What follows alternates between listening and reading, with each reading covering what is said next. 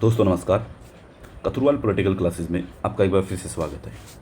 Indian polity के revision में आज हम आगे बात करने वाले हैं। फंडामेंटल राइट्स तक हम कंप्लीट कर चुके हैं, ठीक है। तो आज हम बात करेंगे राज्य के नीति निर्देश तत्व यानी कि डीपीएसपी के बारे में, डायरेक्टिव प्रिंसिपल फॉर स्टेट्स, ठीक है।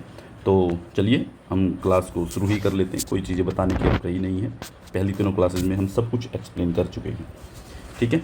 कोर्स किस लिए है, किस लिए रिवीजन करवाया जा रहा है, ठीक है। तो चलिए हम शुरू कर लेते हैं। देखो, राज्य के नीति निर्देशक तत्वों के बारे में जब आप बात करते हैं तो इनको दिया गया भाग 4 में और आर्टिकल 36 से 51 तक। ये बेसिक बात है इसकी, ठीक है। दूसरी बात ये कि भारत ने इनको कहाँ से लिया है। भारत ने लिया है इनको आयरलैंड से, और आयरलैंड ने इसको कहाँ से लिया था, स्पेन से। अब ये मत पूछना कि स्पेन ने कहाँ से लिया था, स्पेन के अंदर इनका जन्म होता है, ठीक है। चलिए आगे चलते हैं। इनको हम कैटेगराइज करके डिवाइड करते हैं। ऐसे नहीं समझ सकते कि 35, 36, 37, 38 ऐसे कैसे 36, 37, 38 कैसे हम इनको समझेंगे। देखो, सामाजिक और आर्थिक न्याय के आधार पे जब इनको डिवाइड करते हैं तो यहाँ पे आपके सामने आर्टिकल आते हैं, जैसे आर्टिकल 38, ठीक है। Article 43, 43A।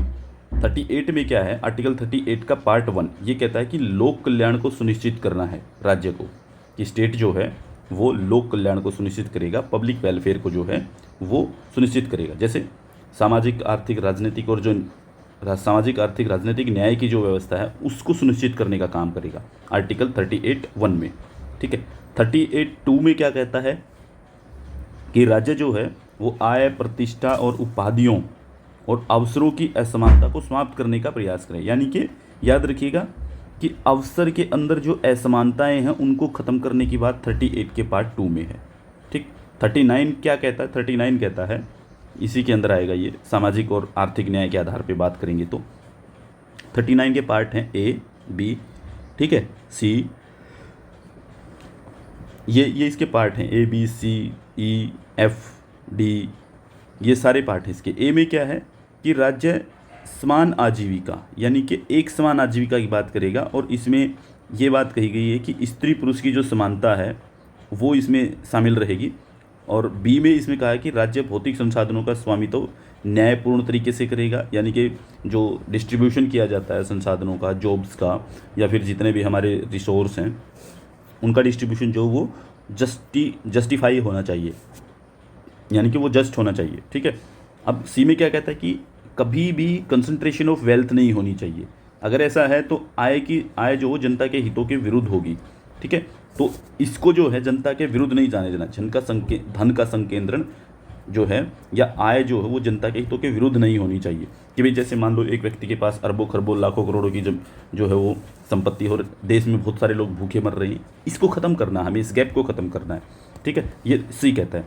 ई क्या कहता है कि बच्चे को समता से विरुद्ध काम न करना पड़े, कि बच्चा जो काम करता है उसकी जो क्षमताएं हैं वो सिर्फ उतना ही काम करे, ठीक है, जितनी उसकी कैपेसिटी है, उससे ज़्यादा काम ना करना पड़े, ठीक है। इसके अलावा ये जैसे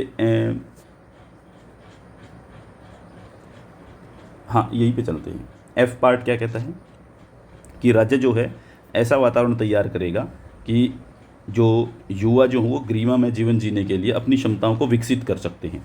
कि भाई राज्य को काम करना है कि वो अपने जीवन को बेहतर बनाने के लिए जो है क्या करेंगे, अपनी क्षमताओं का विकास कर सकते हैं। कैपेसिटी बिल्डिंग का काम जो हो सरकार को करना है कि ऐसा माहौल हम तैयार करें कि जिसमें एक व्यक्ति जो है गरिमा में जीवन जी सके और उसके अंदर अपनी क्षमताएं जो उनको विकसित कर सके, ठीक है। अब 39A क्या कहता है, ये ए बड़े वाला ए, ठीक है। इसमें निःशुल्क विधिक सहायता की बात की गई है, ठीक है, कि विधिक सहायता होगी, निःशुल्क दी जाएगी। तो आर्टिकल 39 जो है वो बहुत इंपॉर्टेंट है, और इसी को लेकर के सरकार जो बहुत सारे रिफॉर्म करती रहती है।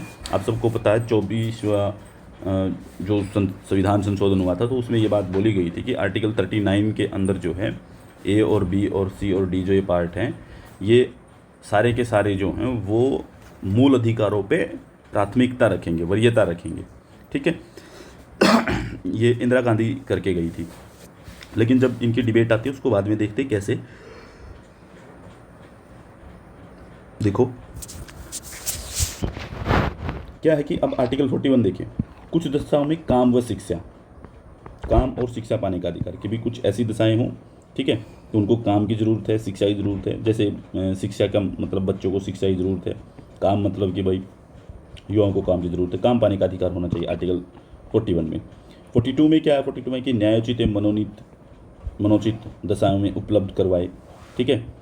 43 में क्या है कि राज्य निर्वाह मजदूरी सुनिश्चित करेगा, कि भाई समान काम के लिए समान वेतन या फिर जो है मिनिमम वेजेज होनी चाहिए। 43A कहता है कि उद्योगों प्रबंधों में मजदूरों को शामिल किया जाएगा, ठीक है। देखो कम मजदूरी देंगे, ठीक है, कम नहीं देनी है, मजदूरी ऐसी हो कि जीवन जिया जा सके, ठीक है। तो निर्वाह मजदूरी सुनिश्चित करनी पड़ेगी आपको। उसके साथ ही जो है जो भी मजदूर जो उद्योग धंधों में प्रबंधन में काम करते हैं, तो मजदूरों को उसमें शामिल किया जाए, ठीक है, उनके डिसीजन मेकिंग के अंदर, ताकि वो अपने लिए कुछ कानून बनवा सके, ठीक है। ये था आपका सामाजिक आधार पे। गांधीवादी तरीके भी हैं इसके अंदर, गांधीवादी सिद्धांत भी, जैसे आर्टिकल 40 जिसमें पंचायतों की बात हुई है, आर्टिकल 43 जिसमें कुटीर उद्योगों की बात हुई है, ठीक है, 43B जिसमें सहकारी संस्थाओं की स्थापना की गई है, ठीक है। आर्टिकल 19 में ये बात है भी, 97th अमेंडमेंट के द्वारा संशोधन करके लाया भी गया था सहकारी संस्थाओं को। आर्टिकल 46 जो है वो SC और ST के लिए जो है शिक्षा और स्वास्थ्य, इन दोनों की सुविधा की बात करता है, कि SC और ST के जो समुदाय के जो लोग हैं उनकी शिक्षा और स्वास्थ्य का ध्यान रखना सरकार की जिम्मेदारी रहेगी, ठीक है, उसके लिए उसे प्रयास करने की, उसको बेहतर बनाया जा सके। 47 कहता है कि नशीले और पेय पदार्थों पर प्रतिबंध होना चाहिए, ठीक है, ये कहते हैं। फिर 48 इसके अंदर आता है गांधीवादी सिद्धांत के दुधारू पशु जो हैं, ठीक है, उनके वध पे रोक है, ठीक है। यहाँ पे ये बात मत सोचना कि सिर्फ गाय की बात हो रही है, गाय की नहीं हो रही, यहाँ पे दुधारू दूध देने वाले पशुओं की बात हो रही है, ठीक है, उनका वध नहीं करना है, ठीक है। तो ये दो तरीके के तो हो गए। तीसरा है कि अंतर्राष्ट्रीय शांति के आधार पे, तो आर्टिकल 51 आता है कि अंतर्राष्ट्रीय शांति बनाए रखने की कोशिश करनी है। कुछ विविध भी हैं, कुछ अलग बनते हैं जो उसमें, जैसे आर्टिकल 49 है जहाँ पे ये कहा जाता है कि जो राष्ट्रीय महत्व के जितने भी स्मारक होते हैं उनको संरक्षित करना है, कि भाई जो देश की धरोहर हैं उनको, जैसे आपका लाल किला है, ठीक है, आपका कुतुब मीनार है, ठीक है, आपकी जो चार मीनार हैं, ये राष्ट्रीय महत्व के तत्व हैं, ये राष्ट्रीय महत्व के स्मारक हैं, ठीक है, इनकी सुरक्षा करनी है सरकार को। आर्टिकल 44 कहता है कि समान नागरिक संहिता लागू होनी चाहिए, ठीक है, सरकार को प्रयास करना है। आर्टिकल 50 कहता है कि कार्यपालिका न्यायपालिका जो है इनका आपस में पृथक्करण होना चाहिए। कार्यपालिका और न्यायपालिका ही दिया है, यहाँ पे ये ध्यान रख लेना है आर्टिकल 50 के अंदर, यहाँ पे ये नहीं दिया हुआ है कि आप ये बता देंगे कि यहाँ पे विधायिका भी पृथक्करण के सिद्धांत में आएगी, नहीं, 50 में कार्यपालिका और न्यायपालिका इन दो का पृथक्करण बताया गया है, ठीक है। नेक्स्ट पे चलते हैं। तो नीति निर्देशक तत्व यही थे आपके, इनको ध्यान रख लेना। कुछ अब हम बात करेंगे कि संसद का तंत्र जो है वो कैसे काम करता है, उसके बारे में बात करते हैं। जैसे दोहरी कार्यपालिका है भारत के अंदर, आप सब जानते हैं, एक तो नाम मात्र की होती है, एक वास्तविक होती है। नाम मात्र की में आता है राष्ट्रपति, ठीक है, सारे काम इसी के नाम पे होते हैं, लेकिन सिर्फ नाम मात्र का है। काम कौन करता है, वास्तव में किसकी चलती है, प्रधानमंत्री, और प्रधानमंत्री के साथ में उसकी मंत्रिपरिषद जो होती है, ठीक है। और ये क्या करते हैं, प्रधानमंत्री और मंत्रिपरिषद जो है इनका सामूहिक उत्तरदायित्व होता है, ठीक है, सामूहिक तौर पे ये उत्तरदायी रहेंगे किसी भी काम को। कार्यपालिका और विधायिका का समन्वय जो है वो यहाँ पे बनाया गया है कि कार्यपालिका जो है विधायिका के साथ समन्वय बनाएगी, क्योंकि यहाँ पे एक और चीज़ याद रखनी है, जो विधायिका बनी हुई है वही कार्यपालिका बन जाती है, क्योंकि सारे मिनिस्टर वही से बनते हैं, ठीक है, तो वही कार्यपालिका और विधायिका जो है आपस में समन्वय बनता है। अब देखिए कार्यपालिका के बारे में शुरू करते हैं समझना। कार्यपालिका क्या है, कार्यपालिका आपके जैसे राष्ट्रपति, ठीक है, राष्ट्रपति के बाद जो है उपराष्ट्रपति, उसके बाद जो है प्रधानमंत्री और काउंसिल ऑफ मिनिस्टर, यानी कि ये कंप्लीट हैं जो मतलब कि हमारी कार्यपालिका में शामिल होते हैं। तो इसको अलग अलग समझना है हमें, राष्ट्रपति को समझना है, उपराष्ट्रपति को समझना है, प्रधानमंत्री को समझना है, काउंसिल ऑफ मिनिस्टर को समझना। देखिए चलिए चलते हैं, बड़ा पड़ेगा आपको थोड़ा सा, राष्ट्रपति के जो प्रोविजन हो वो थोड़े ज़्यादा रहेंगे, ठीक है, और पेपर में सबसे ज़्यादा संभावना होती है यहाँ से क्वेश्चन बनते हैं आपके। देखो राष्ट्रपति का हमने देखा कि 52 से 62 तक उनका जिक्र होता है। देखो सबसे पहले उसके मामले में कौन कौन से प्रोविज़न होते हैं, तो होते हैं सामान्य प्रोविज़न, ठीक है, दूसरे होते हैं चुनाव के या निर्वाचन के, ठीक है, उसके बाद होती है जैसे आपकी महाभियोग की प्रक्रिया, और एक होता है शक्तियाँ कौन सी हैं। तो ये प्रोविज़न है राष्ट्रपति को लेकर के। क्वेश्चन कहाँ से बनता है, क्वेश्चन हमेशा ज़्यादातर बनता है एक तो इसके चुनाव से लेकर के बनेगा, एक महाभियोग से लेकर, एक इसकी पावर को लेकर के। ज़्यादातर क्वेश्चन बनेंगे आपके चुनाव प्रक्रिया और शक्तियों को लेकर के। यहाँ से भी क्वेश्चन नहीं पूछा जाता ज़्यादा, ठीक है। तो यहाँ से तो बिल्कुल बहुत कम ही क्वेश्चन पूछे जाएंगे तो बहुत सिंपल है, आप याद रखते हैं, बता देंगे। जैसे आर्टिकल 52 में क्या कहते हैं कि भारत का एक राष्ट्रपति होगा, ठीक है। और इसके अगले ही आर्टिकल में कहा जाता है कि भारत का जो राष्ट्रपति होगा वो संघ की कार्यपालिकाई शक्ति जो है वो सारी की सारी राष्ट्रपति के पास होगी, ठीक है। सारी कार्यपालिकाई शक्तियों को कौन चलाएगा, कौन संचालित करेगा, राष्ट्रपति के नाम से संचालित होंगी। आपको एक और चीज़ ध्यान रख लेनी है कि यानी कि सारे के सारे जो काम हैं वो राष्ट्रपति की मुहर लग करके, सील करके उसके साथ होंगे, उसके हस्ताक्षर से, राष्ट्रपति की मोहर और उसके हस्ताक्षर के साथ सील करके काम किए जाएंगे, ठीक है। 53(2) क्या कहता है कि तीनों सेनाओं का सर्वोच्च सेनापति जो है वो किसको माना जाएगा, राष्ट्रपति को माना जाएगा, ठीक है। आपको हमेशा ध्यान रख लेना है कि 53 के साथ पढ़ते हुए आपको आर्टिकल 74 भी पढ़ना पड़ेगा। क्या कहते हैं कि संघ की कार्यपालिकाई शक्ति जो है वो राष्ट्रपति में निहित रहेगी, उसके हस्ताक्षर से सारे काम होंगे। और ये भी कहा गया कि अपने अधीनस्थों से वो कार्य करवा सकता है। अब ये अपनी कार्यपालिका इस शक्ति का प्रयोग कैसे करेगा, ठीक है, ये बात दी गई आर्टिकल 74(1) में। इसमें क्या कहा है, उसमें लिखा है कि राष्ट्रपति जो है, जो कार्यपालिकाई काम है वो अपने अधीनस्थों से करवा सकता है, ठीक है। और अधीनस्थों से करवाने का मतलब ये दिया गया है कि उसे एक मंत्री परिषद जो है अपने सहयोग के लिए वो रखेगा, ठीक है। उस मंत्री परिषद के सहारे काम कर सकता है। तो ये सारा 74 के साथ जोड़ के पढ़ना पड़ेगा आपको, ठीक है। नेक्स्ट हम चलते हैं चुनाव प्रक्रिया के ऊपर। चुनाव प्रक्रिया में क्या है, देखो आर्टिकल 54, 55, 56, 57, 59, 60, 62, 71 ये सारे आते हैं। देखो चुनाव होता कैसे है, 50% प्लस 1 वोट कोटा प्रणाली से होगा, जिसको हेयर प्रणाली भी बोलते हैं, ठीक है।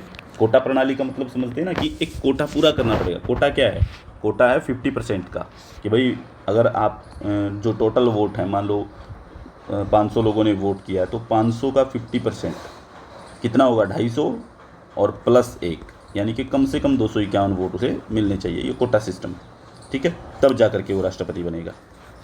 अब देखिए राष्ट्रपति का ये कोटा हो गया, यानी कि कोटा तो 50% का कि ये पूरा करिएगा तब जाके आप बन सकते हैं।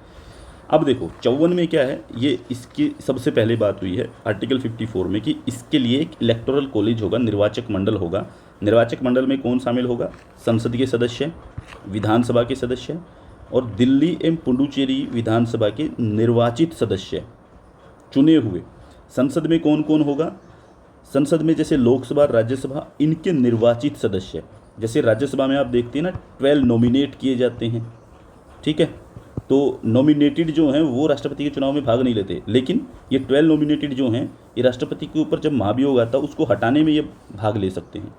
विधानसभा में विधानसभा द्वारा निर्वाचित, विधान परिषद इसमें भाग नहीं लेती, याद रखिएगा, सिर्फ विधानसभा भाग लेगी इसके अंदर, और वो भी कौन, निर्वाचित सदस्य, ठीक है। दिल्ली और पांडिचेरी जो है उसके अंदर भी विधानसभाएं हैं, तो पुडुचेरी और दिल्ली इसके अंदर भी जो है निर्वाचित सदस्य होते हैं, यही भाग लेते हैं। इसके बाद क्या है 55 क्या कहते हैं कि निर्वाचन प्रक्रिया, निर्वाचन की प्रक्रिया क्या होगी, ठीक है। 55 में क्या होगा, निर्वाचन की प्रक्रिया क्या होगी। तो प्रक्रिया कैसे होगी, आनुपातिक प्रतिनिधित्व से, यानी कि आनुपातिक प्रतिनिधित्व वहाँ पे होगा, ठीक है। यानी कि प्रोपोर्शनल रेशियो सिस्टम जो है वो यहाँ पे काम करेगा, और एकल संक्रमणीय मत प्रणाली जो है वो यहाँ पे काम करेगी। आपको लगता हो कि एक विधायक का मत मूल्य कैसे निकाला जाए, कि एक विधायक जो है उसका मत मूल्य कैसे होगा। देखो राज्य की जनसंख्या, ठीक है, उसके नीचे लिखना है जितने टोटल विधायक बनते हैं। जैसे आप मान लीजिए कि हरियाणा है, हरियाणा की टोटल जनसंख्या 3 करोड़ है, ठीक है। तो 3 करोड़ के नीचे जो है कितना लिखना, 90, ठीक है। ये संख्या ज़्यादा बड़ी लगेगी, इसलिए क्या कर दिया जाता है, 1/1000 से गुना कर दिया जाता है इसको, ठीक है। तो इसको हटा दीजिए, इसको हटा दीजिए, तो 1 की वैल्यू कितनी हो जाएगी, 9 से डिवाइड करिए, 9 तिया 27, 3 30, 9 तिया 27, ठीक है, फिर 9 तिया 27, समझे। यानी कि 9 से डिवाइड करेंगे तो 333.331 वोट का मूल्य आ जाएगा, ठीक है।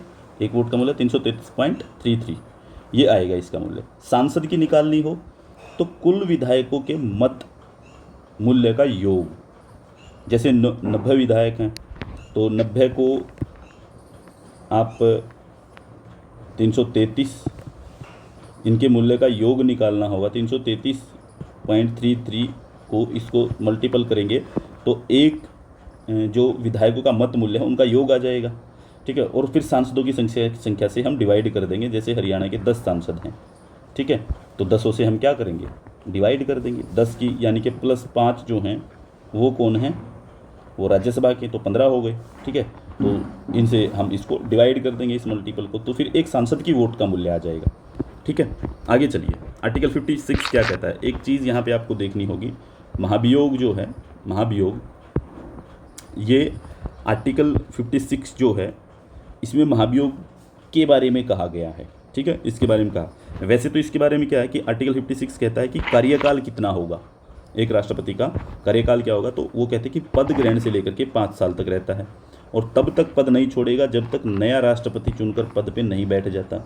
मान लो अभी द्रौपदी मुर्मू हैं, इनका कार्यकाल 2027 में पूरा हो रहा है और 2027 में मान लीजिए इनका 26 जून को पूरा हो जाएगा, तो मान लो कि 28 जून तक कोई ज्वाइन ही नहीं करता है, तो ये उठेंगी नहीं। ऐसा नहीं कि ख़त्म हो गया इनका कार्यकाल, ये तब तक बैठी रही, कार्यकाल तो समाप्त हो गया 5 साल, ठीक है, लेकिन ये तब तक बैठी रहेंगी जब तक नया ज्वाइन नहीं कर लेगा।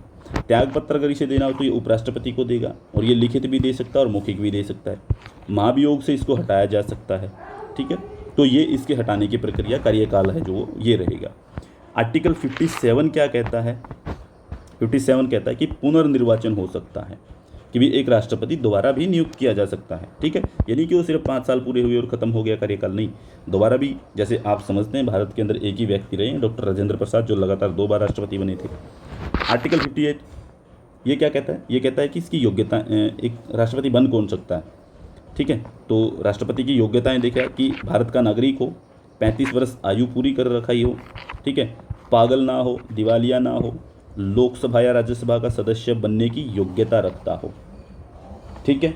और दूसरी एक और बात, लोकसभा, यही चीज़ें बहुत ज़रूरी हैं, ठीक है, तो ये उसकी योग्यताएं हैं, ठीक है, ये सबसे ज़्यादा ज़रूरी ये है कि लोकसभा राज्यसभा के सदस्य बनने की योग्यता उसमें हो, ठीक है, यानी कि 25 साल होती है उसमें योग्यता, लेकिन यहाँ तो 35 साल है, ये तो पूरी हो जाती है।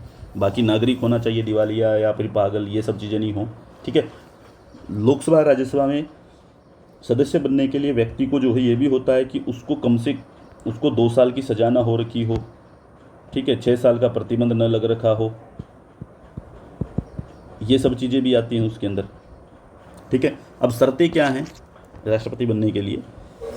पहली शर्त तो ये है कि किसी भी सदन का सदस्य नहीं होना चाहिए, ना लोकसभा ना राज्यसभा, ठीक है, ना किसी विधानसभा। दूसरी फिर शर्त है कि इसमें अकेले एक व्यक्ति ऐसे रहे हैं, प्रणब मुखर्जी, जो सांसद रहते हुए राष्ट्रपति चुने गए थे, उसके बाद उन्होंने त्यागपत्र दे दिया था, ठीक है, और कोई दूसरा व्यक्ति नहीं रहा है।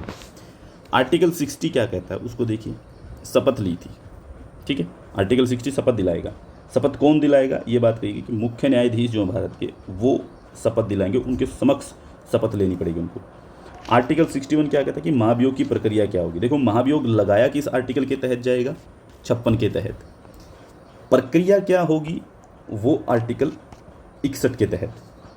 प्रक्रिया क्या हो सकती है, देखो, 5 वर्ष में सिर्फ एक बार आ सकता है, एक बार, तो ये बात ध्यान रखिएगा, 5 वर्ष में महाभियोग जो है एक बार ही आ सकता है। अगर कोई लाना चाहता है तो लोकसभा या राज्यसभा कहीं पर भी लाया जा सकता है, या तो लोकसभा में लाइए या राज्यसभा में लाइए, ये कहीं पर भी ला सकते हैं। संविधान के, और कारण क्या दिया जाएगा कि संविधान का अतिक्रमण किया गया है, ठीक है, कि भाई संविधान का जो है उसका उल्लंघन कर रहे हैं, ये उससे ऊपर जाके चीज़ें देख रहे हैं, ठीक है। और ये सब चीज़ें कौन निर्धारित करे कि इसने संविधान का अतिक्रमण किया है या नहीं किया है, ये डिसाइड करेगा संसद। ये संसद निर्धारित करेगा कि हाँ इसने किया है या नहीं किया है। और हटाने पर मनोनीत भी जो है वो वोट करते हैं। मैंने बोला था ना कि जब हटाने की बारी आएगी तो मनोनीत भी वोट करेंगे। बाकी इसके हटाने में लोकसभा और राज्यसभा ही वोट करता है, विधानसभा के सदस्य यहाँ वोट नहीं करते हैं, जबकि चुनाव प्रक्रिया के अंदर जो है विधानसभा के सदस्य वोट करते हैं, ठीक है।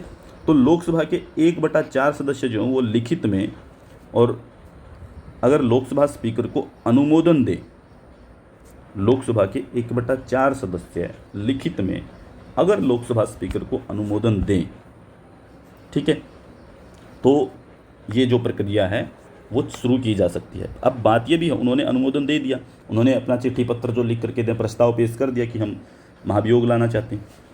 लोकसभा स्पीकर जो है वो चाहे तो उसे रिजेक्ट कर सकता है, उसकी मर्जी है, वो कहे कि नहीं मैं नहीं चलने दूंगा, रिजेक्ट कर दिया उसने, बस ख़त्म कहानी, अब आ नहीं सकता। ठीक है, ये बात है। दूसरा, स्वीकार अगर कर लिया गया तो 14 दिन के पूर्व सूचना पर, भाई जैसे मान लो आज स्वीकार कर लिया, ठीक है, तो उसको ये बता दिया जाएगा कि सर देखिए आप पे महाभियोग आ गया है, ठीक है, और हम इसको 14 दिन बाद स्वीकार कर लेंगे, ठीक है, तो आप देख लीजिए आपको क्या करना है।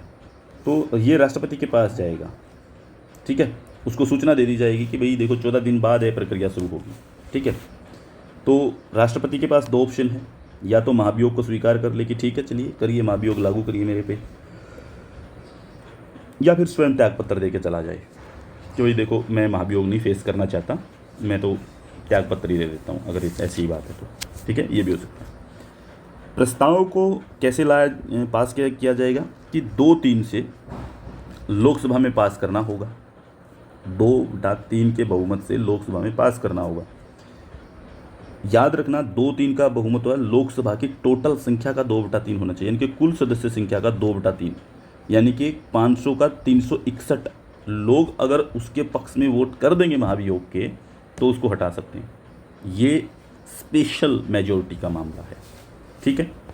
राज्यसभा से भी कुल सदस्य संख्या, राज्यसभा में भी आ सकता है, कुल सदस्य संख्या से 2/3 से इसको पास करवाना पड़ता है, ठीक है, 2/3 से, यानी कि 250 थे, 166 लोगों की मोहर होनी चाहिए, साइन होने चाहिए, ठीक है, कि हाँ हम समर्थन करते हैं, महाभियोग लगना चाहिए।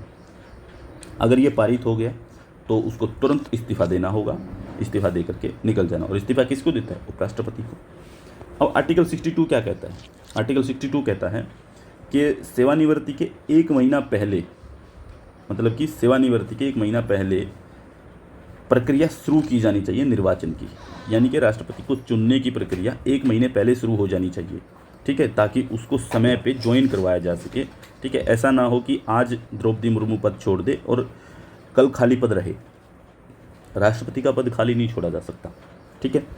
इसके अलावा भी कई तरीके हैं, जैसे त्यागपत्र, बीमार हो जाए, मृत्यु हो जाए, ठीक है, अपना त्यागपत्र दे दे, कहीं बीमार पड़ जाए और स्वयं त्यागपत्र दे दे फिर बीमार होने पे, या फिर डेथ हो जाए, या फिर महाभियोग पर आ जाए तो उपराष्ट्रपति जो वो पद पर आ जाएगा, ठीक है।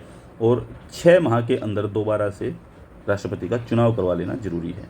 और 6 माह तक कौन काम करेगा? तब तक उपराष्ट्रपति काम करेगा। और उपराष्ट्रपति को कौन से तनख्वाह भत्ते मिलेंगे?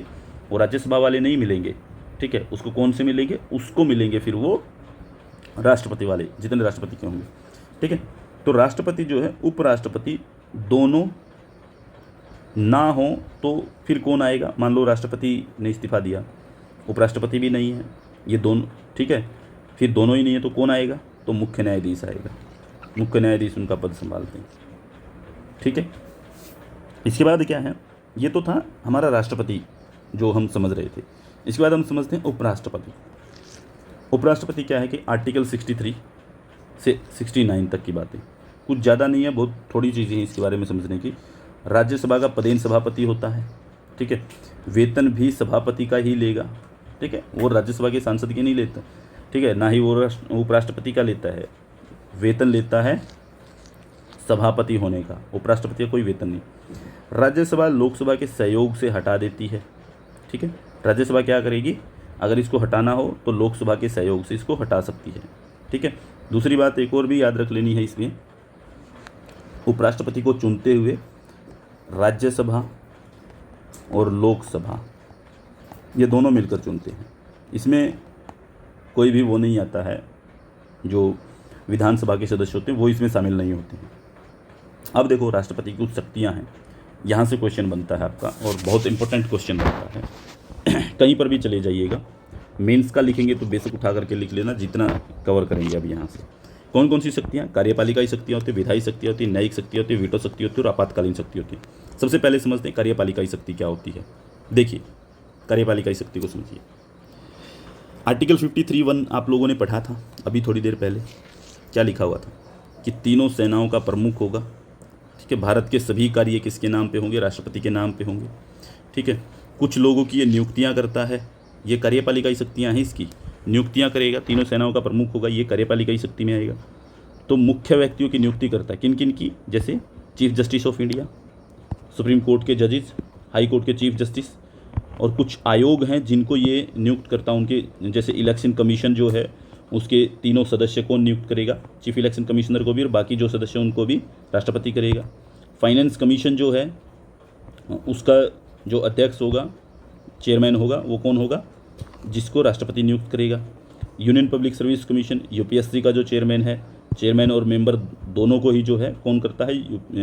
राष्ट्रपति नियुक्त करता है। गवर्नर ऑफ स्टेट्स को कौन नियुक्त करता है? राष्ट्रपति नियुक्त करता है। कैग की नियुक्ति कौन करता है? राष्ट्रपति नियुक्त करता है। अंतर्राज्यीय परिषद जो केंद्र शासित प्रदेशों के जो एडमिनिस्ट्रेटर होते हैं, प्रशासक होते हैं, उनकी नियुक्ति कौन करता है? राष्ट्रपति करता है, ठीक है। तो ये यहाँ पे इम्पोर्टेंट है कि आपको देखना है कि ये इसकी कार्यपालिकाई शक्तियाँ, जिनकी नियुक्तियाँ जो आती हैं। आपसे कोई पूछ ले कि राष्ट्रपति की जो जिन लोगों की नियुक्ति करता है वो किस आर्टिकल के तहत करता है, सबको बताना है 53(1) के अनुसार। ये याद रख लेना। सभी कार्य जो राष्ट्रपति के नाम पे किए जाएंगे। व्यापारिक लेन देन की जो सरल बनाने के नियम हैं, वो बनाने का काम भी जो है कौन करता है? राष्ट्रपति करता है। केंद्र सरकार के लिए काम करता है, ठीक है। केंद्र सरकार के लिए जो भी व्यापारिक लेन देन के नियम बनाने हैं, उनको आसान करना है, कुछ भी करना है, वो सारे काम राष्ट्रपति करेगा। तो ये इसकी कार्यपालिकाई शक्तियाँ हैं। अब इसकी विधायी शक्तियाँ देख लेते हैं कि विधायी तौर पे क्या क्या कर सकता है। कुछ आर्टिकल हैं इसके विधायी तौर पे भी, वो ही याद रखने। आर्टिकल 85 आता है, ये कहता है, इसमें क्या है कि संसद का सत्र बुलाने का, सत्र को समाप्त करने का और लोकसभा को भंग करने का जो काम है वो कौन करता है? राष्ट्रपति कर सकता है, ठीक है। राष्ट्रपति को ही अधिकार है, राष्ट्रपति की विधायी शक्ति है ये, ठीक है। वो बोलेगा कि सत्र बुलाइए, वो बोलेगा समाप्त करते हैं, वो बोलेगा लोकसभा को भंग कर सकते हैं, ठीक है। और भंग कैसे करता है? ये प्रधानमंत्री की सलाह पे भंग कर सकता है, ठीक है। और सत्र बुलाएगा तो किसको कहेगा? सत्र बुलाने के लिए किसको बोलता है कि सत्र बुला लीजिए? लोकसभा अध्यक्ष को बोलता है, ठीक है। राज्यसभा में अगर बुलाना होगा तो राज्यसभा में भी ये उन्हीं को बोलता है। 86 जो है वो कहता है कि कोई लंबित विधेयक है, कोई विधेयक पड़ा है बहुत पुराना, लंबित विधेयक पर चर्चा ही नहीं हो रही है, पता ही नहीं है, 2 साल 3 साल हो गए, फिर क्या करेगा? ये संदेश भेज देगा कि ये बिल पड़ा है, इसके ऊपर चर्चा करिए, ठीक है। यानी कि लंबित विधेयक पे सदन को संदेश भेज सकता है कि इस बिल को पास करिए, इसके ऊपर चर्चा करिए। आर्टिकल 87 क्या कहता है? 87 कहता है कि वर्ष के प्रत्येक सत्र में, यानी कि साल का पहला सत्र हो या लोकसभा का पहला सत्र हो, पहली बैठक हो, प्रत्येक सत्र में राष्ट्रपति का अभिभाषण होता है, यानी कि स्पीच होती है राष्ट्रपति की। राष्ट्रपति स्पीच देगा, सबसे पहले राष्ट्रपति स्पीच देगा। अभी नई लोकसभा बनी है, इसकी सबसे पहली स्पीच कौन देगा? किसने दी थी? राष्ट्रपति द्रौपदी मुर्मू ने। जब अगला साल अभी आएगा 2025 का पहला सत्र जब शुरू होगा, पहली बैठक जब होगी, उसके पहले भी कौन देगा अभिभाषण? वो भी राष्ट्रपति देगा।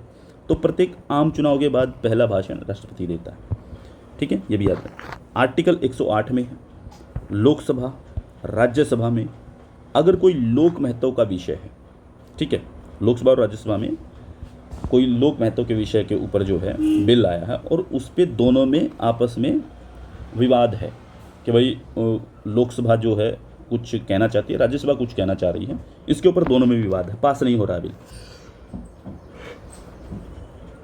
तो राष्ट्रपति को जानकारी जाएगी। तो राष्ट्रपति क्या करे? चलो ठीक है, विवाद सुलझाते हैं, जॉइंट मीटिंग बुला लेते हैं। जॉइंट मीटिंग बुलाने का अधिकार किसे है? राष्ट्रपति को। लेकिन जॉइंट मीटिंग को की अध्यक्षता करने का अधिकार किसे है? वो लोकसभा अध्यक्ष को। लोकसभा अध्यक्ष उसकी जो है वो अध्यक्षता करते हैं। अगर लोकसभा अध्यक्ष नहीं है फिर कौन करेगा? उपराष्ट्रपति, यानी कि जो राज्यसभा के सभापति होते हैं वो करेंगे। अगर वो भी नहीं है तो फिर लोकसभा का उपाध्यक्ष करेगा। याद रख लेना, ये पूरा क्रोनोलॉजिकल ऑर्डर है, ठीक है। देखो आर्टिकल 108 में कुछ और चीज़ें हैं कि केवल राष्ट्रपति बुला सकता है संयुक्त बैठक को। अध्यक्षता लोकसभा अध्यक्ष करेगा। लोकसभा अध्यक्ष के ना होने पर लोकसभा उपाध्यक्ष अध्यक्षता करेगा। दोनों के ना होने पर राज्यसभा का सभापति करेगा, ठीक है। तो धन विधेयक, मान लो धन विधेयक है और संविधान संशोधन विधेयक है, इसके ऊपर कभी भी जॉइंट मीटिंग नहीं बुलाई जा सकती। ठीक है, जॉइंट मीटिंग जो है वो नहीं बुलाई जा सकती। किसके ऊपर? धन विधेयक पे और संविधान संशोधन विधेयक पे। अब तक 3 बार जॉइंट मीटिंग हुई है। देखिए 1961 में हुई थी, दहेज अधिनियम आया था दौरी सिस्टम पे। 1978 में हुई थी, बैंकिंग के ऊपर आया था कि बैंकों का नेशनलाइजेशन कर दिया गया था। 2001-2 में हुई थी पोटा के ऊपर। ठीक है, ये टेररिस्ट एक्टिविटीज़ के प्रिवेंशन ऑफ टेररिस्ट एक्टिविटी। ठीक है, ये इसके लिए अधिनियम था, इसके ऊपर जॉइंट मीटिंग हुई थी। तो इन 3 चीज़ों पे जॉइंट मीटिंग अभी तक हो चुकी है, इसके अलावा कोई जॉइंट मीटिंग नहीं हुई है। ठीक है, अब देखिए नेक्स्ट पावर देखिए इसके पास। साथ में हम एक और चीज़ देख लेते हैं, राज्यपाल को भी थोड़ा थोड़ा समझते चलेंगे। अब राष्ट्रपति की विधायी शक्ति के अंदर एक और पावर है उसके पास, आर्टिकल 123 में अध्यादेश ऑर्डिनेंस जारी करने की। राज्यपाल के पास भी यही पावर है ऑर्डिनेंस जारी करने की। आप सभी को बता देता हूँ, यहाँ पे 123 में है तो यहाँ 213 में है। लेकिन याद रखिएगा, आपको पता है ना 3 कृषि कानून कैसे आए थे? तो तीनों कृषि कानून जो है वो आए थे अध्यादेश से, ऑर्डिनेंस से। ठीक है, और अभी जो है हरियाणा के अंदर जो कच्चे कर्मचारी हैं उनको पक्का करने की जो बात हुई है, ठीक है, उसके लिए भी जो है ऑर्डिनेंस आया है। ऑर्डिनेंस जो है वो लाया गया है। ठीक है, इस चीज़ को ध्यान रख लेना है आप लोगों को। ठीक है, ऑर्डिनेंस राज्यपाल लेकर के आता है आर्टिकल 213 के अकॉर्डिंग। देखो अध्यादेश क्या है? अध्यादेश एक अल्पावधि के लिए, अल्पावधि यानी कि कम समय के लिए एक कानून, थोड़े समय के लिए, जो कार्यपालिका के द्वारा तब जारी किया जाएगा, यानी कि राष्ट्रपति के द्वारा तब जारी किया जाता है जब विधायिका का सत्र ना चल रहा हो, यानी कि संसद का सत्र ना चल रहा हो या विधानसभा का सत्र ना चल रहा हो, तो राज्यपाल राष्ट्रपति अपने अपने तरीके से अध्यादेश जारी कर सकते हैं। आर्टिकल 123 के अनुसार जो है, जब संसद का सत्र ना चल रहा हो, राष्ट्रपति को ये समाधान हो जाए, ये विश्वास हो जाए कि किसी विषय पर कार्रवाई करना जरूरी है, तो राष्ट्रपति अध्यादेश जारी कर सकता है। अध्यादेश संसद का सत्र प्रारंभ होने की तिथि से, संसद का सत्र शुरू होने की तिथि से 6 सप्ताह तक जारी रहता है। ठीक है, देखो याद रखना है कि अध्यादेश पहली बात तो कब तक जारी रहेगा? टोटल संसद के सत्र से पहले तक 6 महीने तक रहेगा। अगर, और दूसरी एक और बात है कि 6 महीने के अंदर सत्र बुलाना ही होता है, ये भी पक्का है। 2 सत्रों के बीच में मैक्सिमम 6 महीने का अंतर हो सकता है, उससे ज़्यादा नहीं हो सकता। तो इसलिए 6 महीने के अंदर जो वो सत्र बुलाना ही पड़ेगा। ठीक है, तो मान लीजिए सत्र बुला लिया, अब 6 महीने चल गया वो बिल, अब कहा कि 6 सप्ताह तक रह सकता है संसद शुरू होने के बाद में। 6 सप्ताह में पास कर दिया तो ठीक है, नहीं तो फिर वो अपने आप ही खत्म हो जाएगा अध्यादेश। ठीक है, यदि 6 सप्ताह के भीतर संसद दोनों सदन साधारण बहुमत से इसका अनुमोदन कर दे, पास कर दे, तो अध्यादेश जो वो स्थायी तौर पे कानून बन जाएगा। ठीक है, अगर नहीं कर पाए तो वो समाप्त हो जाता है। और राष्ट्रपति सामान्यतः जो है वो किन चीज़ों पे जारी करता है? संघ सूची पे और समवर्ती सूची पे, इनके ऊपर अध्यादेश जारी कर सकता है। ठीक है, तो ये बात ध्यान रखनी है। आपसे अगर कोई पूछ ले कि एक अध्यादेश कितने दिनों तक, अधिकतम कितने दिनों तक रह सकता है, तो आपको याद रख लेना है 7.5 महीने, 7.5 माह लिख लीजिएगा। इतने दिन तक एक अध्यादेश जो वो रह सकता है। ठीक है, 2 केस हैं आपके लिए, एक आरसी कपूर विवाद 1970, एक के रॉय विवाद 1982। यहाँ पर न्यायपालिका ने निर्धारित किया कि अध्यादेश के संदर्भ में राष्ट्रपति का समाधान न्यायिक पुनरावलोकन के अंतर्गत आता है। कि भी राष्ट्रपति कोई भी अध्यादेश जारी करता है, ऐसे तो बहुत सारे हर रोज़ अध्यादेश जारी करवा दिए जाएंगे। ठीक है, तो न्यायालय ने कहा कि नहीं, ऐसा नहीं होना चाहिए कि किसी भी मुद्दे पे अध्यादेश आ जाए, तो न्यायिक पुनरावलोकन किया जा सकता है उसका। ठीक है, यदि ये असंवैधानिक है तो न्यायालय इसे रद्द भी कर सकता है। ठीक है, ये बात बोल दी गई आरसी कपूर केस में और ए.के. रॉय केस के अंदर। इसके बाद क्या है, डीसी वधवा केस आया था 1986 का। डीसी वधवा केस के अंदर क्या था, यहाँ पे सर्वोच्च न्यायालय ने निर्धारित किया कि अध्यादेश केवल असाधारण परिस्थितियों में ही जारी होना चाहिए, कि ऐसी कंडीशन बन गई है कि अब तो अध्यादेश आना ही चाहिए और इसके लिए कानून जरूरी है, और वो कानून सिर्फ अब अध्यादेश से आ सकता है। ठीक है, यदि ये राजनीतिक पूर्वाग्रह से प्रभावित हुआ मान लो कोई भी अध्यादेश है, अगर ये राजनीतिक पूर्वाग्रह से प्रभावित हुआ तो न्यायपालिका में इसको चुनौती दी जा सकती है डीसी वधवा केस में। याद रखिएगा, ये क्वेश्चन बहुत इंपॉर्टेंट है कि किसी भी अध्यादेश को न्यायपालिका में चुनौती दी जा सकती है। किस केस में ये बात कही गई थी? तो डीसी वधवा केस के अंदर। ठीक है, इसके बाद इनकी एक और शक्ति आती है, ये विधायी शक्तियाँ थी। ठीक है, अगली शक्ति आती है इनकी समाधान की शक्ति। समाधान की शक्ति क्या है? देखो आर्टिकल 72 के अंदर ही समाधान की शक्ति है। याद रख लेना, 5 तरीके से जो है वो ये शक्ति यूज की जा सकती है। जैसे पहली समा, दूसरा लघुकरण, तीसरा परिहार, चौथा विराम, पांचवा परविलंबन। जैसे अगर किसी को क्षमा करना है तो इसमें क्या आएगा? पूर्णतः माफ़ कर देना। भाई देखो, किसी को फांसी हुई, उसने कहा कि चलो इसकी सजा ही माफ़ कर देते हैं। किसी को 10 साल की सज़ा माफ़ कर दी, किसी को जो है सज़ा ऐसी हुई है कि लंबा समय हो गया तो उसकी सज़ा माफ़ कर दी। ठीक है, तो दूसरा लघुकरण मतलब कि कम कर देना, सज़ा की प्रकृति बदल देना, लघु कर देना सज़ा की प्रकृति। जैसे मौत की सज़ा थी, उम्र कैद कर दी गई। ठीक है, मौत की सज़ा थी, हमने उसका लघुकरण कर दिया, उसको छोटा बना दिया, उस सज़ा को उम्र कैद कर दिया। जैसे सज़ा की, अब परिहार में क्या? परिहार में कि सज़ा की अवधि जो है उसको कम करना। ठीक है, जैसे उम्र कैद को 5-10 साल में बदल देना। ठीक है, इस तरीके से। दूसरा विराम लगा देना, मान लो कोई आपातकालीन या विशेष परिस्थिति है, उसमें किसी को सज़ा होनी है तो उसके ऊपर, उस विशेष परिस्थिति में सज़ा के ऊपर जो है विराम लग जाएगा। जैसे मान लो कोई दिव्यांग व्यक्ति है, किसी को फांसी हुई है, दिव्यांग व्यक्ति है, कोई महिला गर्भवती है और फांसी हो गई है, तो राष्ट्रपति विराम लगा दे कि रोको, बच्चा है, गर्भवती को नहीं दे सकते आप फांसी, दिव्यांग है, इसको भी नहीं दे सकते, अभी रोक लेते हैं। परविलंबन होता है कुछ समय के लिए रोक देना, कि भी कुछ समय के लिए हम इसकी फांसी को रोक देते हैं या इसकी सज़ा के ऊपर विराम लगा देते हैं, अभी इसकी सज़ा शुरू नहीं करते। ठीक है, ये होते सारे की सारे जो इसके अलग अलग जो दिए हुए हैं। ठीक है, समा की जो शक्तियाँ, न्यायालय ने ये स्पष्ट किया है कि राष्ट्रपति जो है वो मंत्रिपरिषद से सलाह करेगा। कभी भी अगर ये बात आ जाए कि भाई कोई भी सज़ा के ऊपर फैसला करना है, किसी की भी सज़ा पे, तो न्यायालय ये बात बोलता है कि राष्ट्रपति जब भी फैसला ले तो एक बार मंत्रिपरिषद से सलाह जरूर कर ले। ठीक है, तो उससे सलाह लेगा। राष्ट्रपति का मत जो है ये भी हो सकता है कि वो न्यायालय से अलग हो। न्यायालय ने फांसी की सज़ा दी हो तो राष्ट्रपति कहेगा कि इसकी सज़ा को हम क्या करते हैं, माफ़ कर देते हैं। ठीक है, समाधान की शक्ति जो, वो समाधान जब हम मांगते हैं तो वो सिर्फ एक ही बार मांग सकते हैं, बार बार आप अपील नहीं लगा सकते। एक बार आपने लगा दी, रिजेक्ट हो गई, मान लो, छोड़िए, अब नहीं जा सकते दोबारा, बस इतना ही है। एक शत्रुघ्न सिंह चौहान केस आया था 2014 का। न्यायालय ने यहाँ पे स्पष्ट किया कि क्षमा याचना पर उचित प्रक्रिया के तहत विचार किया जाना चाहिए।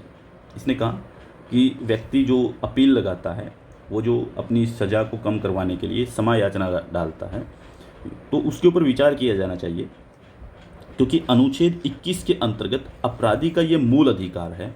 ठीक है, कि वो भी जो है जीवन जीने का अधिकार रखता है। ठीक है, क्योंकि याचिका के निपटाने, ये कहा गया कि अगर याचिका को निपटाने में बहुत ज़्यादा विलंब होता है, अत्यधिक विलंब होता है, तो न्यायिक प्रक्रिया का उल्लंघन होगा। कि भाई मान लो किसी को फांसी हो गई, अब उसने क्या किया कि राष्ट्रपति को याचिका लगा दी। ठीक है, अपील कर दिया, राष्ट्रपति रख के बैठा हुआ है, बात हो नहीं रही है उस पर, 1 साल हो गया, 2 साल हो गया, उसके मन में ये चल रहा है कि यार राष्ट्रपति का डिसीजन कहीं कल ना आ जाए और वो कह देगी कि फांसी ही होगी। हर रोज़ उसके मन में ये कुंद के बात आती रहेगी कि हर रोज़, यानी कि वो सोचेगा कि यार डिसीजन आना तो आए, मरना तो आज मार दो यार, अगर कल को भी यही डिसीजन आया तो 2 साल तड़पा के मार रहे हो तुम लोग। व्यक्ति बैठ के तड़प के मर रहा है, फिर वहाँ बैठा। ठीक है, अंदर से ख़त्म होता जा रहा है व्यक्ति। ठीक है, यदि किसी अपराधी की दया याचिका राष्ट्रपति के पास अत्यधिक लंबे समय तक लंबित रहती है तो न्यायालय उसका लघुकरण कर मृत्युदंड से आजीवन कारावास कर देगा। ये बात बोली गई थी शत्रुघ्न सिंह चौहान केस में कि मान लो अगर इस तरीके का मामला आता है, व्यक्ति को लंबा समय हो गया है, तो न्यायालय जो है उसकी सज़ा को ऑटोमेटिकली कम कर देगा। ठीक है, तो न्यायालय ने यह भी स्पष्ट किया कि दया याचिका की अस्वीकृति और मृत्युदंड के क्रियान्वयन के बीच जो कम से कम 14 दिनों का अंतर होना चाहिए। क्या बोला इसने कि दया याचिका की अस्वीकृति, कि उसको अस्वीकार कर दिया गया, ठीक है, तो उसके बाद जो है 14 दिन बाद ही फांसी हो सकती है। ऐसा नहीं कि आज स्वीकार किया कल ही लटका दो इसको, ऐसा नहीं हो सकता। ठीक है, उसके ऊपर विचार किया जाएगा। ठीक है, उसको बोला जाएगा कि अब इसको 14 दिन का 2 सप्ताह का समय दिया जाए। ठीक है, तो ये थी उनकी समाधान की शक्ति। शत्रुघ्न सिंह चौहान केस याद रख लेना 2014 का। अब वीटो पावर देख लीजिए, वीटो शक्ति क्या कहती है। वीटो के अंदर आप देखेंगे इसके पास अत्यंतिक वीटो यानी कि एब्सोल्यूट वीटो है, निलंबन वीटो है, सस्पेंशन वीटो, इसके बाद जेबी वीटो है, पॉकेट वीटो जिसे आप कहते हैं। ठीक है, अब यहाँ पे क्या होता है कि अत्यंतिक वीटो का मतलब होता है कि रिजेक्ट ना करना, अनुमति सुरक्षित रख लेना। यानी कि एब्सोल्यूट वीटो है कि उसने कोई अनुमति नहीं दी, ना रिजेक्ट किया। ठीक है, कोई रिजेक्शन नहीं कर रहा, ना अनुमति दे रहा है, वो पड़ा हुआ है बिल, छेड़ ही नहीं रहा उसको, ये एब्सोल्यूट वीटो। निलंबनकारी वीटो क्या होती है, निलंबन वीटो कि वो क्या करेगा, पुनर्विचार के लिए लौटा देगा। ठीक है, अब पुनर्विचार के लिए उसने कहा कि देखो इसके ऊपर एक बार फिर से विचार कर लीजिए, दोबारा से सोच विचार कर लीजिए, बाद में भेज दीजिए। चला गया, उसको निलंबित किया गया यहाँ से अभी, तो थोड़े समय के लिए वो टल गया। मान लो अगर लोकसभा राज्यसभा वापस संसद जो वापस से पास करके राष्ट्रपति को भेज देती है तो क्या करना पड़ेगा, राष्ट्रपति के लिए अनिवार्य हो जाएगा कि उसको हस्ताक्षर करने ही करने हैं। ठीक है, तो जेबी वीटो जो है वो आपकी जो पॉकेट वीटो वो आर्टिकल 111 के तहत यूज़ की जाती है, ये भी याद रख लेना, आर्टिकल 111 से इसकी उत्पत्ति होती है। जेबी वीटो के अंदर क्या है कि अनुमति को टालते रहना, अपनी जेब में रख लेना, पॉकेट अपनी जेब में रख लिया बिल, ना तो रिजेक्ट करेगा ना अनुमति देगा, कुछ नहीं बोलने वाला, क्या करेगा अपनी जेब में रख लेगा।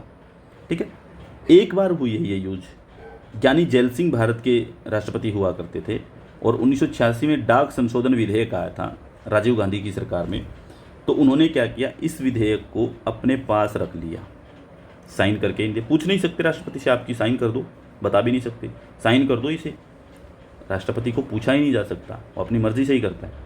तो ज्ञानी जैल सिंह ने अपने पास रख लिया, वो बिल आज भी संसद में राष्ट्रपति भवन में पड़ा होगा।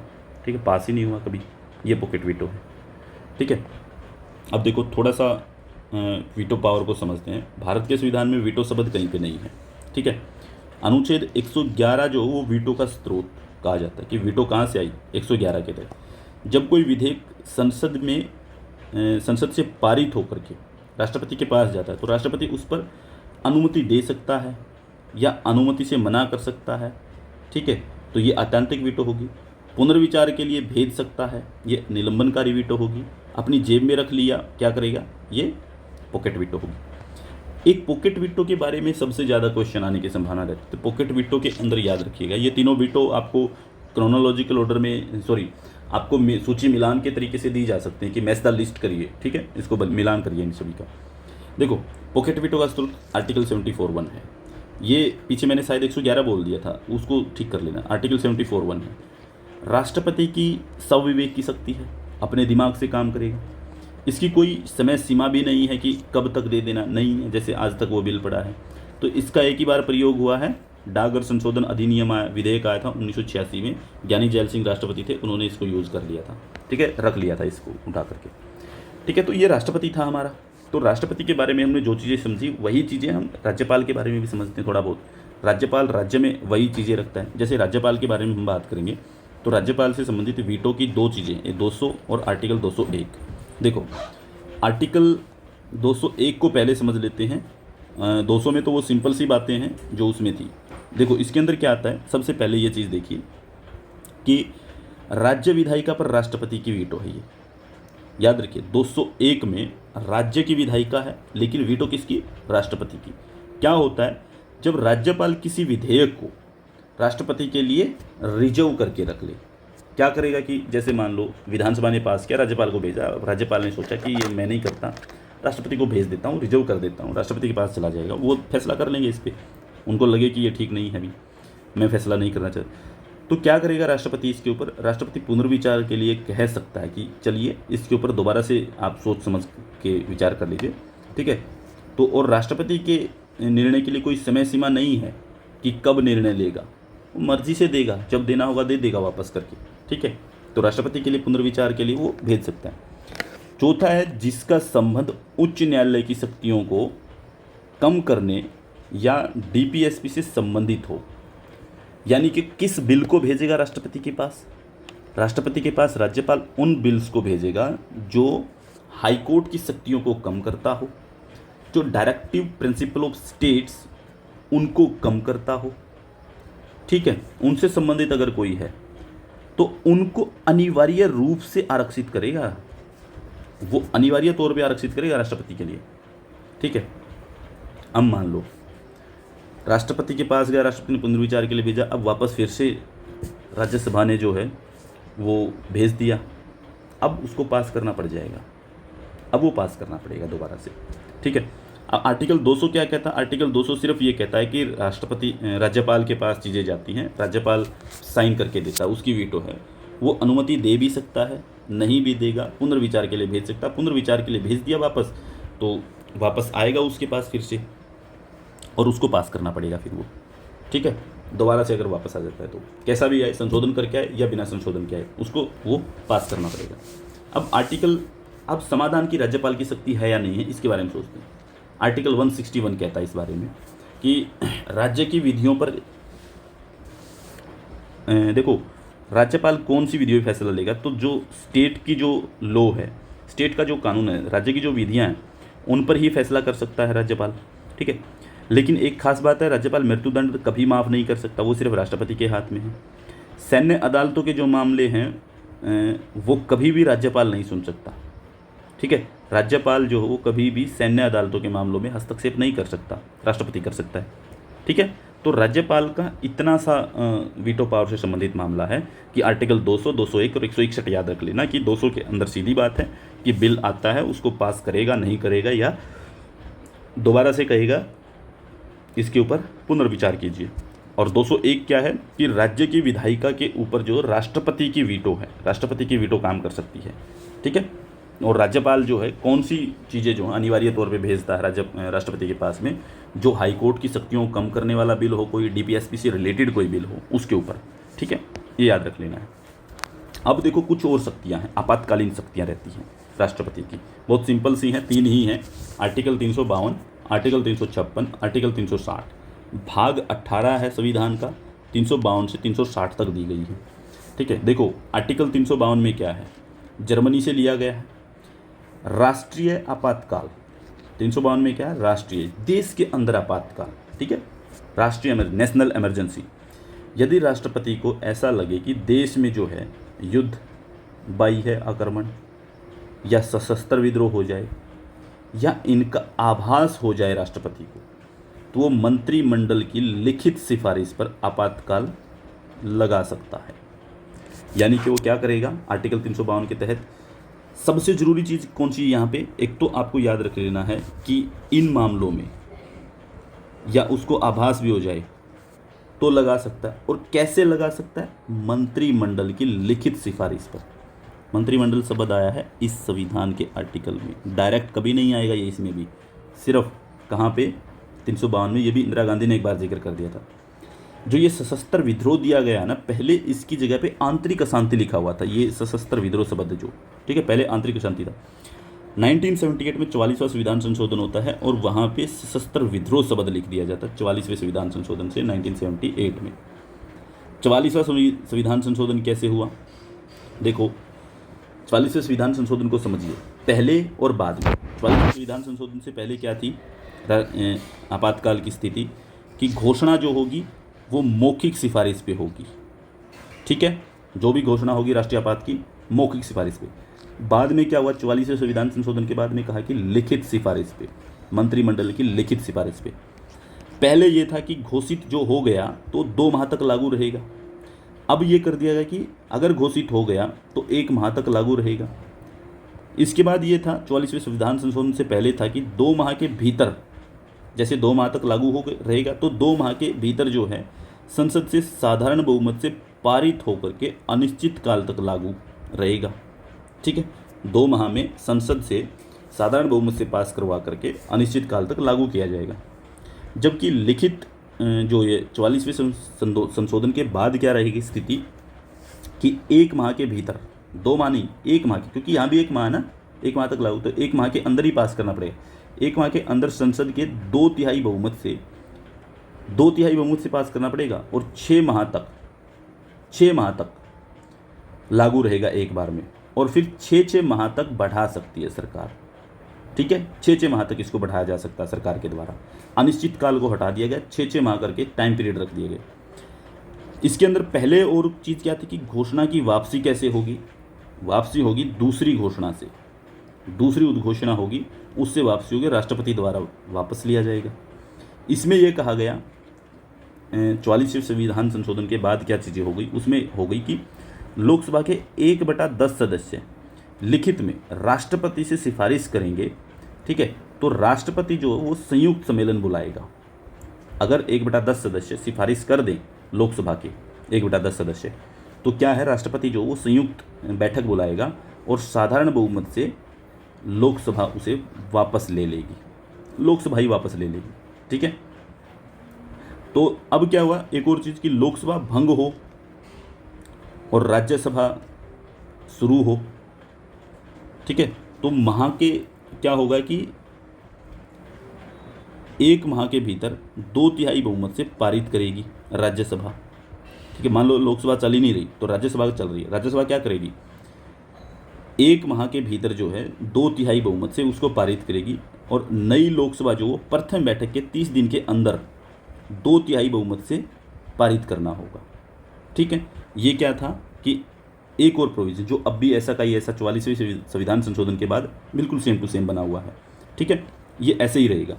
अब क्या चीज़ रहती है, अब रहती है, देखो 44वें संविधान संशोधन से पहले और बाद की स्थिति आपातकाल में कैसे परिवर्तित होती है, वो सब चीज़ें। सबसे मेन प्रोविज़न यही है कि 1 माह 2/3 बहुमत। ठीक है, और लोकसभा के 1/10 सदस्य, और ये उद्घोषणा वापसी से। अब कोई आपातकाल लग गया तो फंडामेंटल राइट्स पे उसका क्या प्रभाव पड़ेगा, वो सब चीज़ें समझनी। मान लो आर्टिकल 358 को मद्देनज़र रखते हुए लगाया गया कि मतलब जैसे युद्ध एवं बाह्य आक्रमण को ध्यान में रखते हुए लगाया कि भाई युद्ध हो गया है, बाहर का आक्रमण हो गया है, तो आर्टिकल 19 जो है निलंबित हो जाएगा, स्वतः अपने आप ही निलंबित। अगर मान लो 359 के आधार पर लगा कि तो क्या होगा, बाकी के 359 के आधार पर जब लगेगा तो जैसे सशस्त्र विद्रोह वगैरह इस तरह की बातें आती हैं, तो फंडामेंटल राइट्स को राष्ट्रपति द्वारा निलंबित किया जाएगा। अब अपने आप नहीं होंगे, राष्ट्रपति लिखित में देगा कि अब फंडामेंटल राइट्स जो हैं वो निलंबित किए जाते हैं। ठीक है, राज्य की कार्यपालिका भी क्या प्रभाव पड़ेगा, मान लो स्टेट के ऊपर क्या प्रभाव पड़ेगा, मान लो राष्ट्रीय आपातकाल लग गया, नेशनल इमरजेंसी लगी, तो हर स्टेट की जो सरकारें उनके ऊपर क्या प्रभाव पड़ेगा। ये होगा कि विधायिका भंग नहीं होगी, विधानसभा जो वो भंग नहीं होगी, वो चलती रहेगी, लेकिन सारी की सारी जो शक्तियाँ हैं, उसकी सारी शक्तियाँ जो राज्य की, संघ सूची तो पहले से ही है, संवर्ती सूची के ऊपर और राज्य सूची के ऊपर कानून बनाने का अधिकार किसको मिल जाएगा, संघ के पास चली जाएंगे।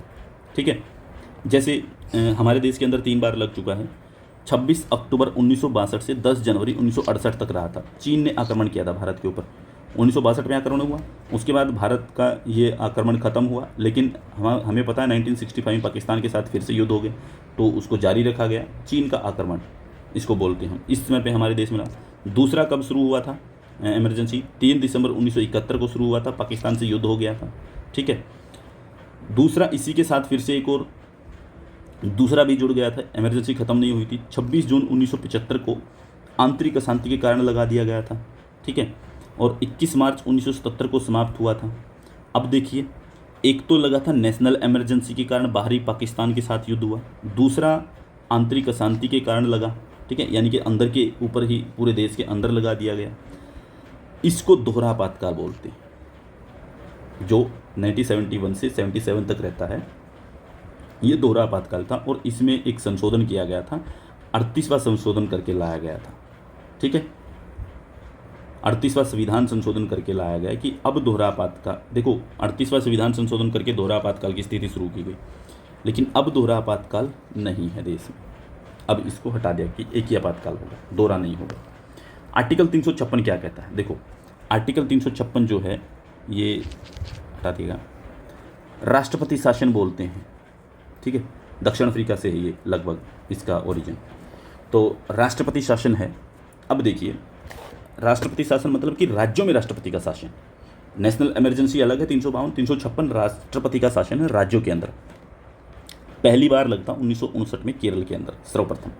ठीक है, अब देखो इसके आधार क्या होते हैं, राष्ट्रपति शासन कैसे लगाया जा सकता है किसी राज्य के अंदर। आधार क्या होगा, आधार होगा कि राज्यपाल की रिपोर्ट आएगी राष्ट्रपति को, उसके आधार पे रिपोर्ट में राष्ट्रपति मंत्रिपरिषद की सलाह से घोषणा कर देगा। ठीक है, रिपोर्ट आई कि भाई ये राज्य सरकार जो है राज्य के अंदर कानून व्यवस्था बनाने में सफल नहीं है और संविधान को फॉलो नहीं कर पा रही है और संविधान का अतिक्रमण हो रहा है, तो इसलिए यहाँ से राष्ट्रपति शासन लागू किया जाए और इस सरकार को भंग किया जाए। तो राष्ट्रपति जो है वो संसद के अंदर मंत्रिपरिषद की सलाह लेगा और फिर घोषणा कर देगा कि हाँ यहाँ राष्ट्रपति शासन लागू किया जाता है। इसके बाद क्या होगा, घोषणा के बाद जो 2 महीने तक लागू रहेगा, याद रखिएगा 2 महीने तक लागू रहता घोषणा होते ही। संसद के साधारण बहुमत से 6 माह तक इसको बढ़ाया भी जा सकता है, क्योंकि संसद का साधारण बहुमत आया 6 माह तक हमने बढ़ा दिया, और 6 माह करके ऐसे ही 6 माह करके साधारण बहुमत से 3 साल तक लगातार बढ़ाया जा सकता है किसी भी राज्य के अंदर। सिर्फ पंजाब राज्य इसका अपवाद है जहाँ पे 5 साल तक रहा था, 1987 से 1992 तक जब खालिस्तानी मूवमेंट चल रहा था। ठीक है, और इसके लिए जो है पंजाब राज्य में लागू करने के लिए 5 साल तक रह सकता है। 58वां संविधान संशोधन किया गया था भारत सरकार के द्वारा। ठीक है, राजीव गांधी सरकार थी उसमें, फिर उसने 58वां संविधान संशोधन किया था और कहा कि 3 नहीं ज़्यादा भी रह सकता है, तो पंजाब के लिए संशोधन था वो। अब वापसी कैसे होगी इसकी, वही दूसरी उद्घोषणा के साथ इसको वापस ले लिया जाएगा। ठीक है, साधारण बहुमत से पास करके। मणिपुर और उत्तर प्रदेश जो है यहाँ पे 10-10 बार लग चुका है, याद रखिएगा सबसे ज़्यादा बार यहीं पे लगा है, सबसे लंबे समय तक पंजाब में लगा है। मणिपुर और उत्तर प्रदेश में 10-10 बार जो राष्ट्रपति शासन लग चुका है। दूसरी बात यह कि अगर मान लो राष्ट्रपति शासन लगता है किसी स्टेट के अंदर, राज्य के अंदर, तो मौलिक अधिकारों पर कोई प्रभाव नहीं पड़ता, व्यक्ति के वैसे होते हैं। राज्य सरकार भंग हो जाएगी, यानी कि विधानसभा भंग कर दी जाएगी। विधानसभा भी राज्य की सरकार भंग कर दी जाएगी कि भाई राज्य की जो सरकार है वो काम नहीं करेगी, राष्ट्रपति काम करेंगे। ठीक है, लेकिन जो विधायक बने हुए विधायक रहेंगे विधानसभा को भंग नहीं करेंगे, लेकिन वो भी भंग की जा सकती है, ऐसा नहीं कि नहीं हो सकती, हो भी सकती है। इसमें केस है SR बोम्मई केस, आप सब जानते हैं, 1994 का केस है SR बोम्मई केस। जब बाबरी मस्जिद विध्वंस हुआ था उस समय पे 1992 में, तो उसके बाद जो है 7-8 राज्य थे जिसके अंदर 8 राज्यों की सरकारों को हटा दिया गया था, राष्ट्रपति शासन लागू कर दिया गया था। वो इसलिए था कि भारत के अंदर ये धार्मिक उन्माद फैला हुआ और उन उन्माद फैलाने वाले लोगों को संरक्षण दिया हुआ कुछ राज्यों की सरकारों ने। ठीक है, जैसे मध्य प्रदेश, उत्तर प्रदेश, राजस्थान और कर्नाटक, इस तरीके के कुछ राज्य थे, तो उनको संरक्षण दे रखा और वो सौंप नहीं रही गवर्नमेंट को, केंद्र सरकार को। ठीक है, ये धार्मिक उन्माद फैलाने लगे हैं, इनकी सरकार को भंग किया जाए, सरकार भंग कर दी गई। अब एक और आपका है वित्तीय आपातकाल 360, ये USA से लिया गया है। आज तक तो भारत में कभी लगा नहीं है, अगर कभी लगाना पड़ जाए तो कब लगेगा कि देश की साख मान लो गिर जाए, पैसा ही नहीं रहा देश के पास, फॉरेन रिजर्व खत्म हो गया, भारत का सोना कम हो गया, और इसमें सभी के वेतन काटे जा सकते हैं, सभी की तनख्वाह बंद की जा सकती है। राज्यों के धन विधेयक जो हैं और वित्त विधेयक जो हैं वो राष्ट्रपति के लिए आरक्षित हो जाएंगे। धन विधेयक और वित्त विधेयक राष्ट्रपति के लिए आरक्षित रहेंगे कि राष्ट्रपति ही फैसला करेगा उन पे। ठीक है, फिर वो आगे नहीं जाएंगे। अब आर्टिकल 71 और समझ लेते हैं, थोड़ा सा देख लेते हैं कि आर्टिकल 71 में राष्ट्रपति और उपराष्ट्रपति दोनों के चुनाव पर विवाद अगर हो जाता है तो सुप्रीम कोर्ट उस पर फैसला करता है। याद रखिएगा, दोनों के चुनाव पे अगर विवाद हो जाए तो सुप्रीम कोर्ट फैसला करेगा। ठीक है, चुनाव को लेकर के। तो ये था आपका राष्ट्रपति वाला पोर्शन, जो लगभग 1 घंटे में राष्ट्रपति, उपराष्ट्रपति, राज्यपाल और जो पावर हैं, वीटो पावर हैं, दोनों की, तीनों की सारी चीज़ें ख़त्म करते हैं हमारी। अगली वीडियो में हम बात करेंगे प्रधानमंत्री, मंत्रिपरिषद, विधायिका, विधान परिषद, इन सब चीज़ों के बारे में। ठीक है, तो आज की वीडियो में इतना ही। चैनल को लाइक कर लेना, शेयर कर लेना वीडियो को, और वीडियो में कमेंट जरूर किया करो, चाहे जो भी देखता है। ठीक है, तो कमेंट करेंगे तो मुझे ही पता चल जाएगा कि आप क्या पढ़ रहे हैं या नहीं पढ़ रहे हैं। ठीक है, तो ये चीज़ ज़रूर ध्यान रखना। ठीक है, तो आज की वीडियो को यहीं पे समाप्त करते हैं, मिलते हैं नेक्स्ट वीडियो में, तब तक के लिए धन्यवाद।